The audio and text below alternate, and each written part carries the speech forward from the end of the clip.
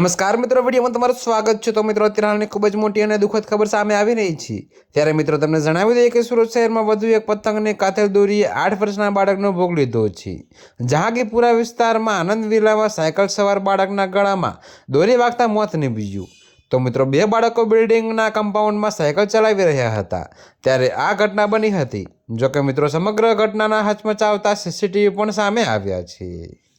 જી હા મિત્રો, જો કે તમને વધુમાં વિગતવાર જણાવી દઈએ કે તેઓ મિત્રો મળતી માહિતી મુજબ આનંદ વિલા સોસાયટીના કમ્પાઉન્ડમાં બે બાળકો સાયકલ ચલાવી રહ્યા હતા। આ દરમિયાન અચાનક પતંગની કાતર દોરી સાયકલ સવાર બાળકના ગળામાં આવી ગઈ હતી। જો કે દોરી એટલી ધારદાર હતી કે બાળકના ગળાના ભાગે ગંભીર ઈજા થઈ હતી અને જોતજોતામાં લોહી લુહાણ હાલતમાં બાળક ઢળી પડ્યો હતો।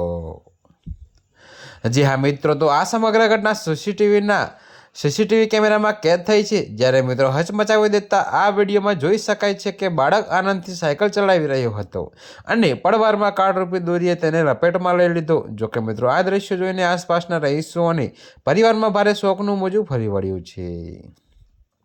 તો મિત્રો, બિલ્ડિંગના કમ્પાઉન્ડમાં સાયકલ ચલાવતી વખતે પતંગની દોરી ગળામાં ફસાતા બાળકનો જીવ લઈ ગઈ। ઉત્તરાયણ પૂર્વે ચાઇનીઝ કે કાતિલ માજાથી બચવા અને બાળકોને સુરક્ષિત રાખવા માટે આ ઘટના લાલબત્તી સમાન છે।